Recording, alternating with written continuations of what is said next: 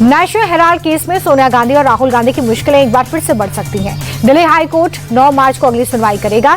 ED ने trial court के उस फैसले को चुनौती दी है जिसमें गांधी परिवार के खिलाफ चार्जशीट पर संज्ञान लेने से इनकार कर दिया गया था। ईडी का आरोप है कि करीब 2000 करोड़ रुपए की संपत्ति को गलत तरीके से कब्जे में लिया गया। दिल्ली में एआई का महाकुंभ चल रहा है। भारत मंडपम में एआई समिट इम्पैक्ट का आयोजन हुआ। आज पीएम मोदी ने विश्व के एआई की खूबियों को बताया है। इस दौरान मोदी कई वर्ल्ड लीडर से भी मिले और उनके साथ द्विपक्षीय वार्ता की। फ्रांस के राष्ट्रपति मैक्रोन के साथ मोदी की बायलैटरल मीटिंग भी हुई है। मैक्रोन ने डिजिटल इंडिया की जमकर तारीफ की और कहा कि पहले रेहड़ी पटरी वालों के बैंक में खाता तक नहीं था, लेकिन अब वही लोग डिजिटल पेमेंट कर रहे हैं। एआई समिट में industrial technology, heavy industry, engineering, construction, manufacturing का काम करने वाली multinational company Larsen and Toubro company का पवेलियन भी चर्चा का विषय है। इसकी वजह एक ऐसा रोबोट है जो डॉग की तरह है, दिखने में छोटा रोबोट लेकिन काम बड़े करता है। आपदा हो, इमरजेंसी को हो, कंस्ट्रक्शन का काम हो, टोल लेना हो, स्पाइंग करनी हो, ये सब काम ये रोबो डॉग आसानी से कर लेगा। 22 फरवरी से यूपी के मुख्यमंत्री योगी आदित्यनाथ का विदेश दौरा शुरू हो रहा है। 23 और 24 फरवरी को सिंगापुर और 25 और 26 फरवरी को जापान में रहेंगे योगी का ये दौरा यूपी को $1 ट्रिलियन की इकोनॉमी बनाने के मिशन का हिस्सा है।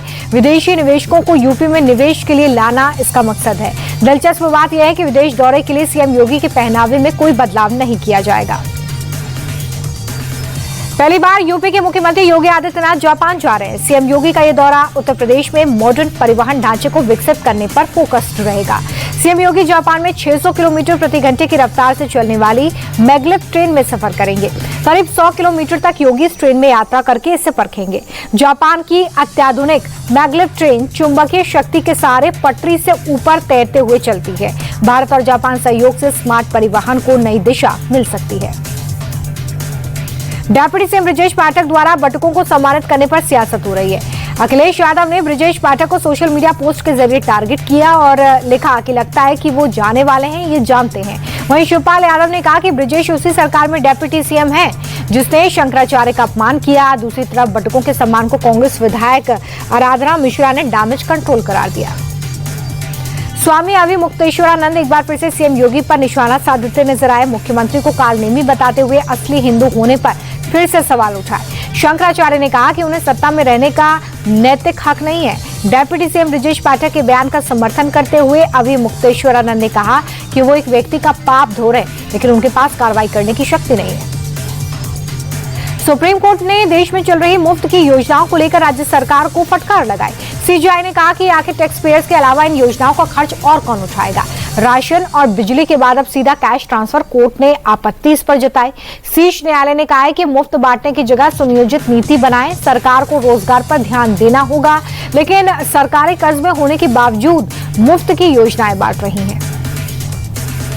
डीआरडीओ ने गगनयान मिशन के लिए ड्रॉग पैराशूट का सफल परीक्षण किया है, जिसे इसरो और डीआरडीओ की टीम ने मिलकर पूरा किया है। इस सफल परीक्षण से भारत को अंतरिक्ष टेक्निक में बड़ी सफलता मिली है। टेस्ट के दौरान पैराशूट पर उतना दबाव डाला गया जितना अंतरिक्ष से लौटते समय असली उड़ान में होता है। इससे यह साबित हो गया कि भारत के पास मजबूत रिबन पैराशूट बनाने की टेक्निक और क्षमता है। आंध्र प्रदेश के विशाखापट्टनम में दूसरे दिन 3 बड़े इंटरनेशनल समुद्री इवेंट्स के लिए फुल ड्रेस रिहर्सल हुई। सागर के किनारे मिलिट्री, एयरफोर्स और नेवी ने अपनी ताकत दिखाई। सबसे पहले विमानों ने आसमान में गर्जना के साथ हैरतअंगेज करतब किया। छत्तीसगढ़ के धमतरी से हैरान करने वाली घटना सामने आई है। दहदहा गांव के एक ही स्कूल में 35 छात्रों ने अपनी कलाई काट ली। किसी ने पेंसिल से, किसी ने कांटे से, किसी ने ब्लेड डिवाइडर से हाथ काटे। हैरानी की बात यह है कि सभी के कट के निशान एक जैसे हैं। बच्चों ने ऐसा क्यों किया? क्या एक दूसरे को देखकर या फिर किसी और ने कट के निशान लगाए? हर एंगल से मामले की जांच हो रही है। पंजाब के लुधियाना में घर में भीषण आग लग गई, जिसमें झुलसने की वजह से बुजुर्ग की मौत हो गई है। सूचना मिलते ही फायर ब्रिगेड की गाड़ियां मौके पर पहुंची, लेकिन गलियां छोटी होने की वजह से दमकल की गाड़ियों को अंदर जाने में काफी मशक्कत करना पड़ा। शव की पहचान चरणजीत शर्मा के रूप में हुई। राजस्थान के जालौर में एक सनकी शख्स ने अपनी पत्नी, बेटी और बेटे को मौत के घाट उतार दिया। दरअसल बंगला राम ने पत्नी सहित बच्चों की धारदार हथियार से हत्या कर दी। सूचना पर पहुंची पुलिस ने 3 शवों को पोस्टमार्टम के लिए भेजा। साथ ही आरोपी को गिरफ्तार करके पूछताछ हो रही है। देश में एक बार फिर से मौसम बदलने वाला है। मौसम विभाग ने 20 फरवरी के लिए 6 राज्यों में भारी बारिश और तेज आंधी का अलर्ट जारी किया। उत्तराखंड, हिमाचल, तमिलनाडु, केरल, झारखंड, पश्चिम बंगाल में 50 किलोमीटर प्रति घंटे की रफ्तार से हवाएं चल सकती हैं। पहाड़ों पर जाने वाले पर्यटक और बंगाल की खाड़ी के मछुआरों को समुद्र से दूर रहने की सलाह दी गई। फ्लाइट में हंगामा करने वालों की अब खैर नहीं है। डीजीसीए ने बदसलूकी करने वाले यात्रियों के लिए कड़े नियमों का प्रस्ताव रखा है। एयरलाइंस अब बदसलूकी करने वाले यात्रियों पर सीधा 30 दिन का बैन लगा सकती है। इसमें फ्लाइट में स्मोकिंग करना, शराब पीना या इमरजेंसी एग्जिट से छेड़छाड़ करना शामिल है।